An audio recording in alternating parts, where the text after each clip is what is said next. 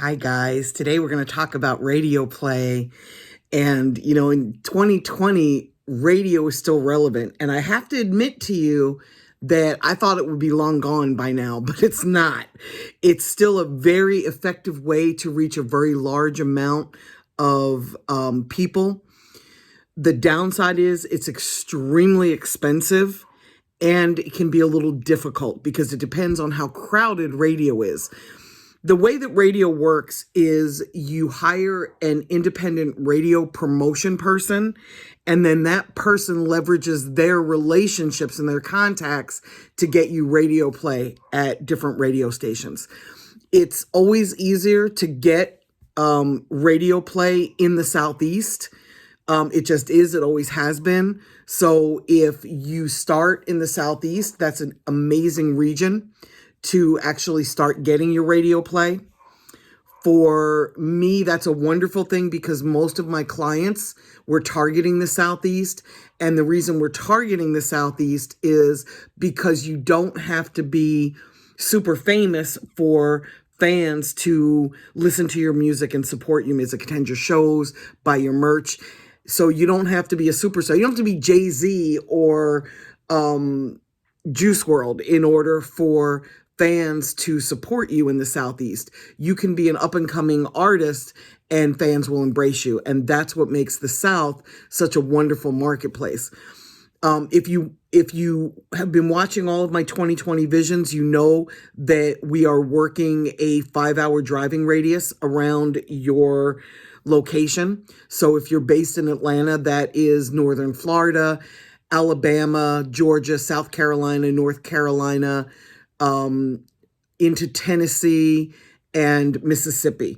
I tend to go almost 6 hours out because I want Jackson, Mississippi included. It's a great market.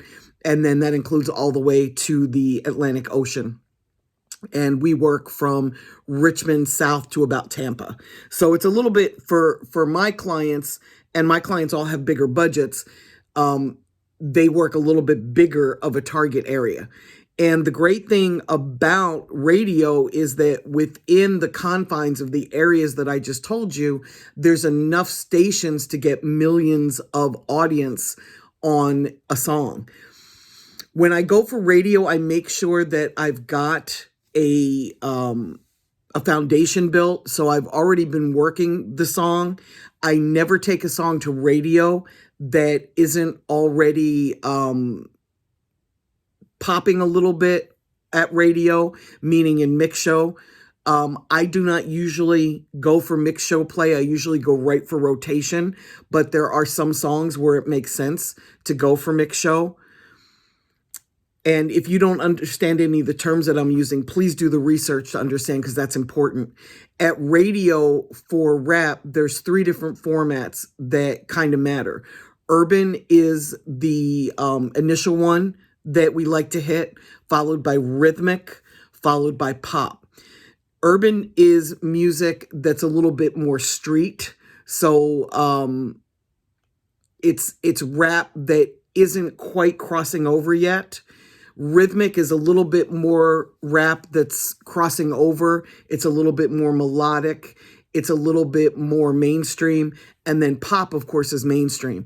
And you go from urban to rhythmic to pop. You don't go from pop to rhythmic to urban. So you start at urban and you go up. You don't go backwards. You don't start at rhythmic and spread out. You start at urban and you go up if you're trying to hit all 3 formats. Not every song makes sense. And this is where your independent radio promotion person can really be helpful because they're going to tell you what's best for the song, not necessarily what's best for you, right? So this is an area where you can lose a lot of money.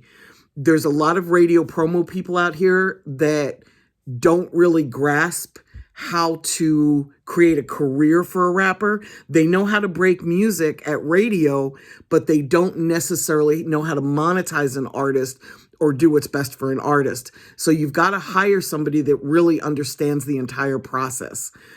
In addition to that, you can't just go to a radio guy and say, here's 20 grand or 30 grand, go get me radio play, because they're going to go get you radio play all over the country in order to get you on the charts.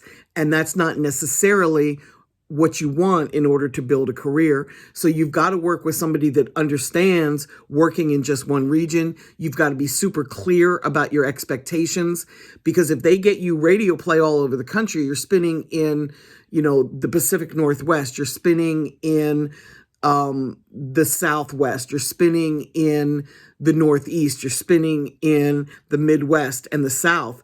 You can't possibly back up that radio play by going there without flying. So now all of a sudden it's gotten really expensive for you to work radio.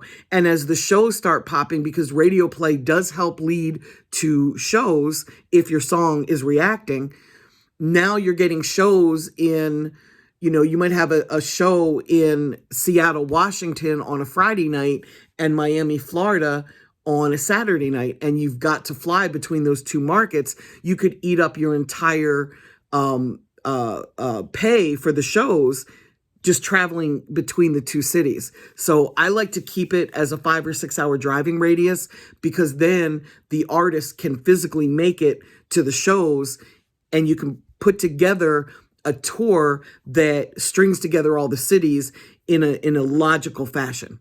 So bringing it back to radio, make sure that you've got a song that can do well at radio. Maybe test it before you go and spend the entire radio budget.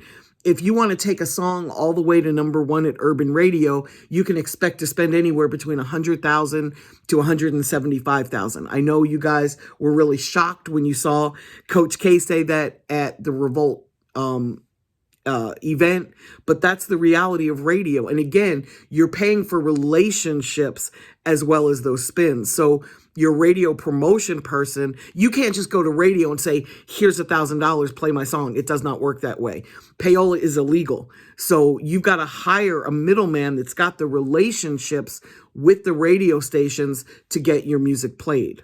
And I hope that that's really clear. And if it's not, do more research on payola, do more research on radio play, talk to people that have gotten radio play before, and just make sure that it makes logical sense. Because if your song isn't really reacting at radio in the early stages, it does not make sense to pull the trigger and spend a boatload of money to try to get a song to do better and climb the charts when it doesn't have a chance of doing that to begin with.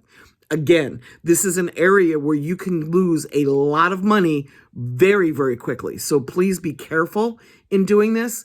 Make sure you've built a foundation digitally and in person so that when you take the song to radio, it's already got a buzz. Do not force your song at radio. If you force it, it's just not going to, as soon as you stop spending the money at radio, it's just going to drop off, and it's not going to have the effect that you want.